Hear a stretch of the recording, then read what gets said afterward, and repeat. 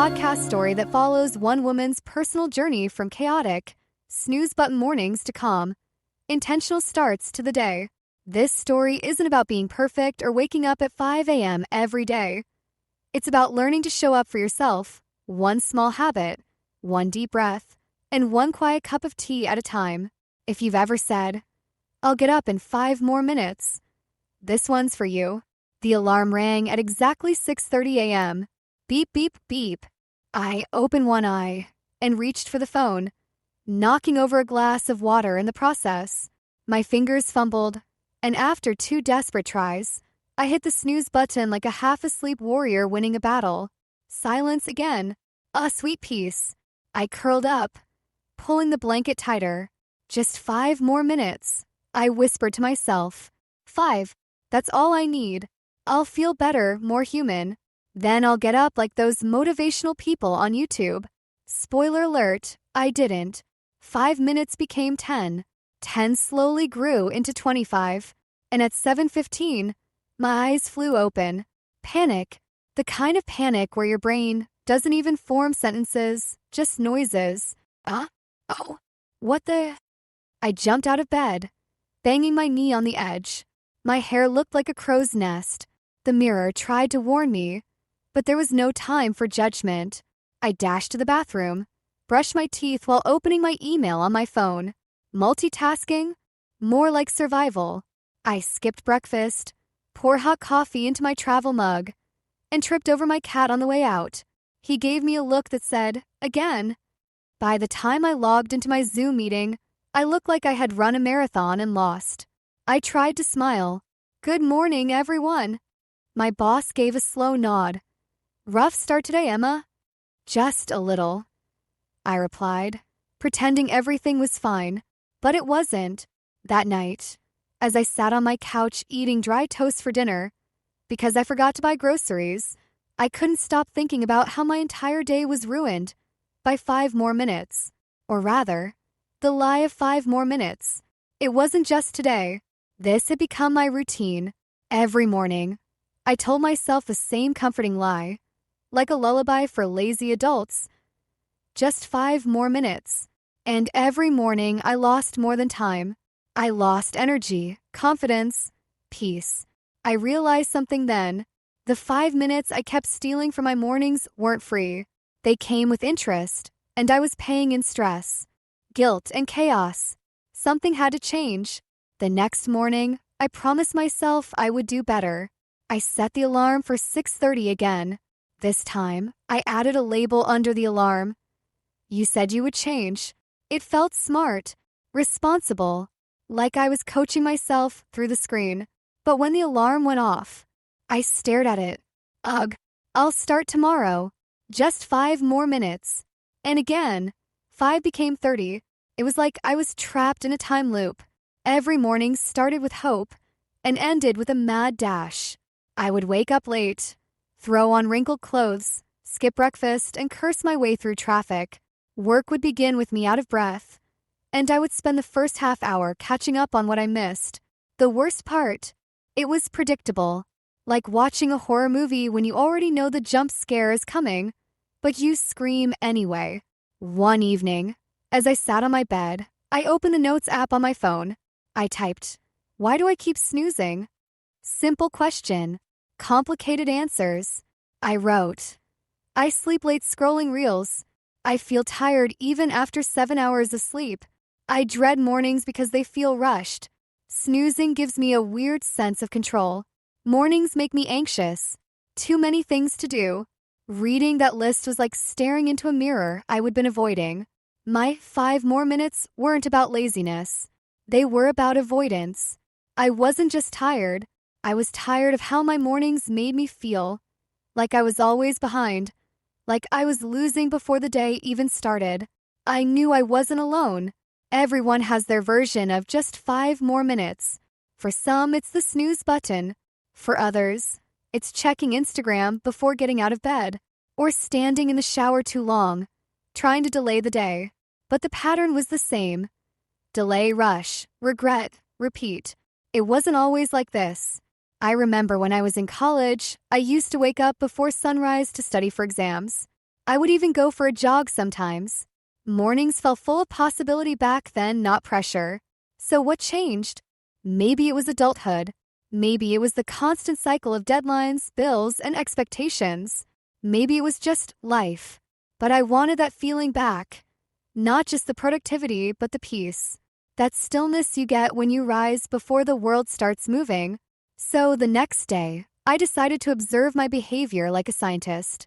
I called it Operation Morning Monitor. I noted the following. I hit snooze an average of 3 times.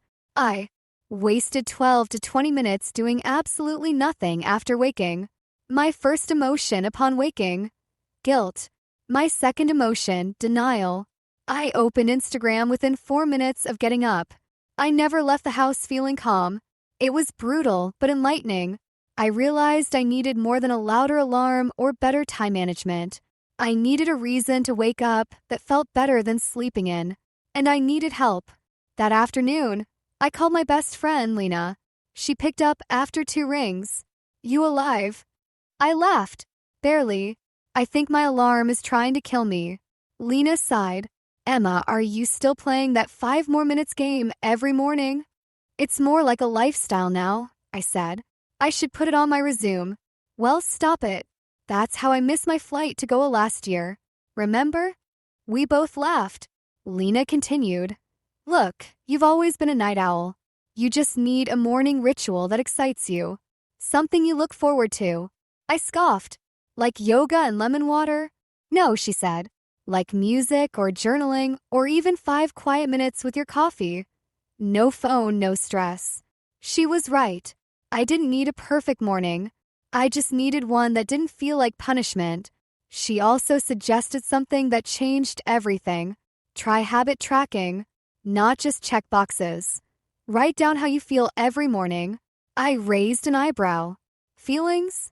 In the morning? That's dangerous.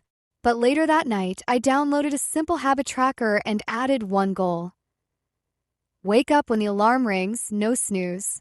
And below that, I wrote, how did I feel when I woke up? How did I feel at 10 a.m.? Was the day better because of it? It was small, but it felt like planting a seed. The next morning, I snoozed again. But this time I wrote, woke up late, felt annoyed with myself, missed breakfast, 10 a.m. equals stressed and tired. It wasn't fun to write, but it made things real. The day after that, I snoozed just once. I still felt tired, but I got up earlier than usual. I had 10 minutes to drink my coffee slowly while watching the sunrise through my kitchen window. That morning felt different. I wrote, woke up on second alarm, still tired but proud. 10 a.m. equals calm and in control. It was progress, and it felt good. That weekend, I decided to do something I hadn't done in a long time.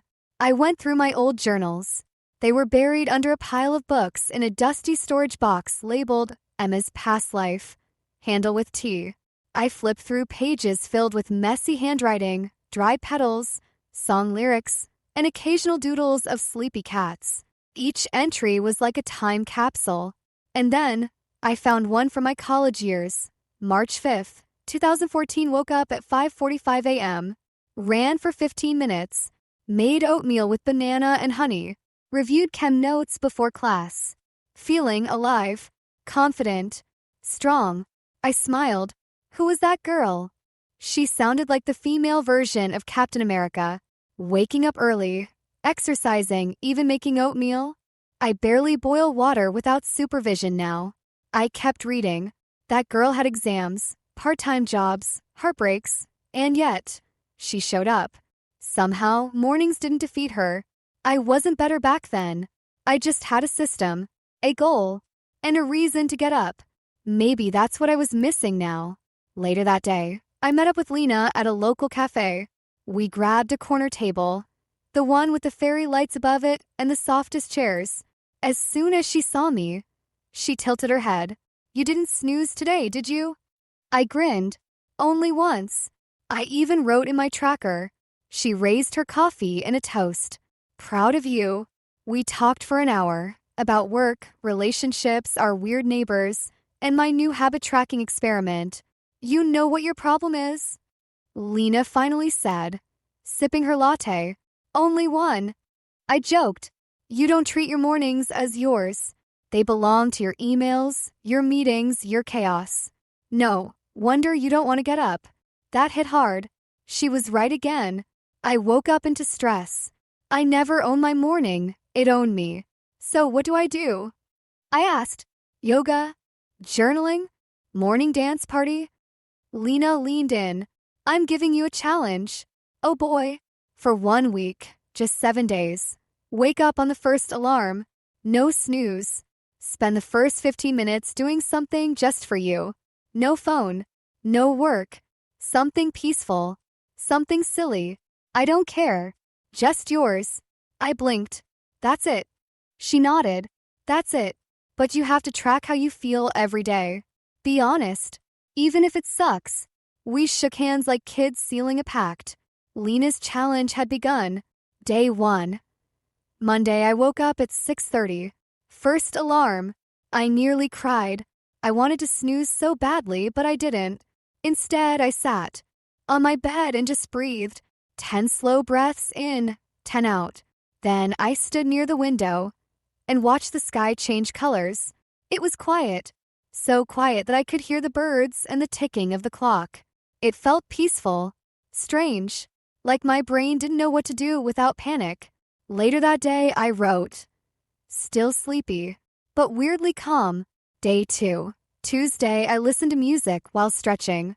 Just 5 songs. Nothing fancy. I danced a little. My cat stared at me, like I would lost my mind. At work, I was focused. Sharper. My usual 3 p.m.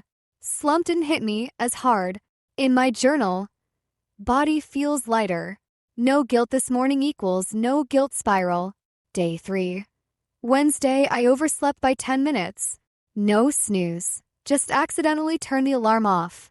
I was mad at myself, but Lena texted. Progress, not perfection. Restart tomorrow. That helped. I noticed something else too. My body was adjusting. I was yawning earlier at night. Small victories. Day 4.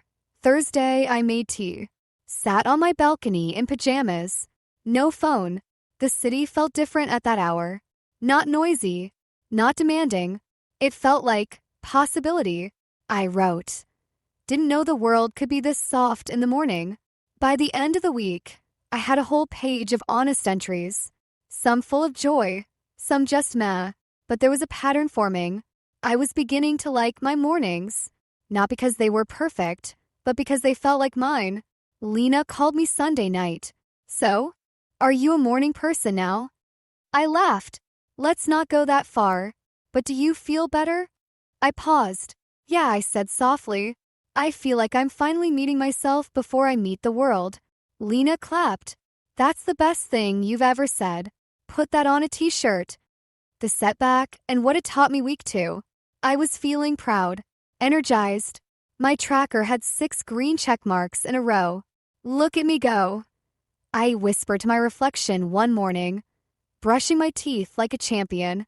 I would even begun to romanticize my mornings. Sunlight filtering through curtains, quiet journaling, soft jazz in the background, hot tea in hand. But pride, as they say, comes right before the fall. It started on a Friday night. A friend's birthday. Late dinner. Loud music.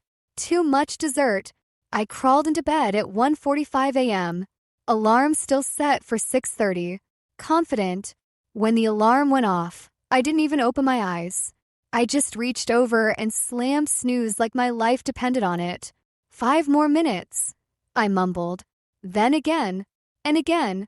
When I finally opened my eyes, it was 8:12 a.m. I would overslept by nearly 2 hours. My morning, gone. No sunrise. No slow breathing. No quiet corner.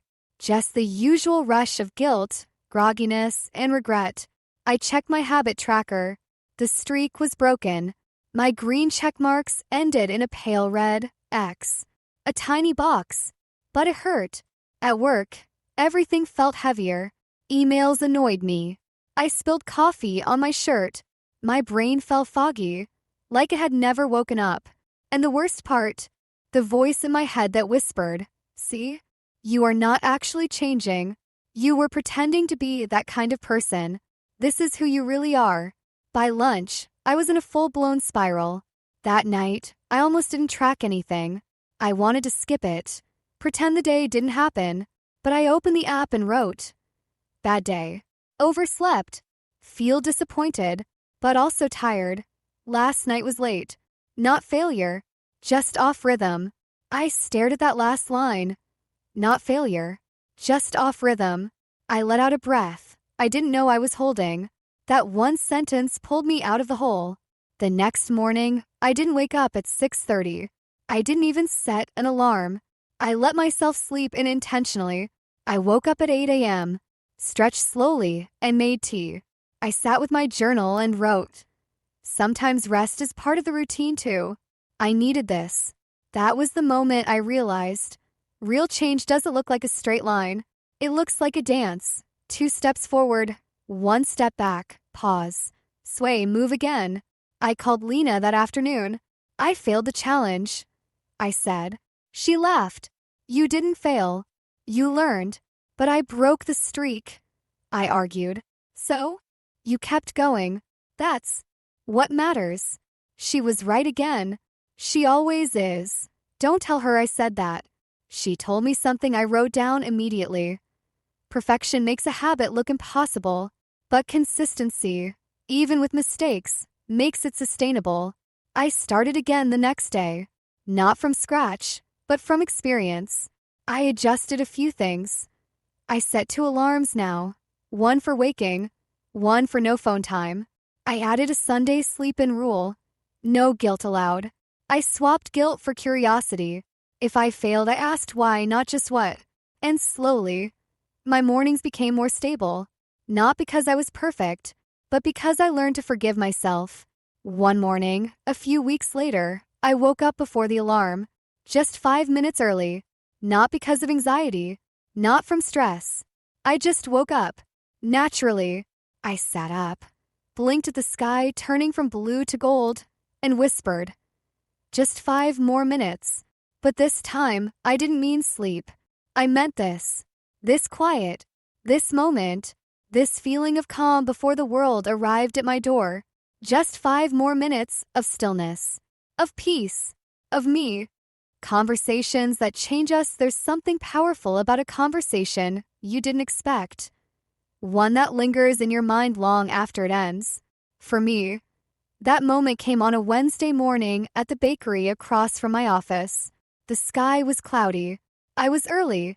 That still felt like a minor miracle. I would develop a small ritual. Order chamomile tea, grab a corner seat, and review my day's goals. But that morning, someone beat me to my seat. It was Mrs. D'Souza. She was in her 60s, silver-haired, always well-dressed, and known for reading mystery novels while sipping green tea. She lived alone and had this calm energy that made you sit straighter without realizing it. I smiled and sat across from her. "Mind if I join you today?" "Only if you don't mind hearing about my neighbor's cat drama," she said, eyes twinkling. I laughed. "Deal." We chatted about cats, broken elevators, and her deep disapproval of instant coffee. Then she looked at me and said, "You look lighter these days." I blinked. "Lighter?" She nodded, like you're not rushing inside your own head anymore. I didn't expect that. Maybe it was the morning stillness, or the gentle clink of cups around us. But I found myself telling her everything. How I used to snooze for an hour every day. How I hated mornings, then started changing slowly. About the habit tracker, Lena's challenge, the failure, the restart, everything. She listened quietly, patiently, no interruptions. When I finished, she sipped her tea, then said, "You've learned something most people don't." "What's that?" "That changing your life doesn't require drama. It just needs presence." I raised an eyebrow. "Presence?" She smiled. "When you start your day, by meeting yourself, not your to-do list, the whole day shifts. You aren't chasing time. You are walking beside it. That line hit me like poetry. You know, she added. For years I thought discipline meant being hard on myself. Then I realized real discipline is about kindness, quiet routines, small promises kept. I sat there, silent, letting her words settle inside me. That afternoon I wrote in my journal, "We wait for transformation to feel loud, bold, fireworks and announcements, but it's often quiet, like slipping into a more comfortable version of yourself, day by day." That conversation didn't fix all my problems, but it shifted something. It gave my mornings new meaning, not as a race against time, but as an act of care, a daily conversation with myself. A week later, I decided to do something bold. I offered to host a morning productivity workshop at work. Me, the former queen of the snooze button. It felt surreal. I created a short presentation. Morning rituals that actually work, even if you are not a morning person. I share my own messy journey. No filters. The tracker. The setbacks. The sleepy journaling. The 5-minute pauses. Even the broken streak. People connected with it. More than I expected. After the session, 3 colleagues told me they were trying something similar. One even downloaded a habit tracker on the spot. "Your story made it seem doable," she said. And for the first time, I realized my struggle wasn't just personal, it was relatable. And by sharing it, I was helping others feel less alone.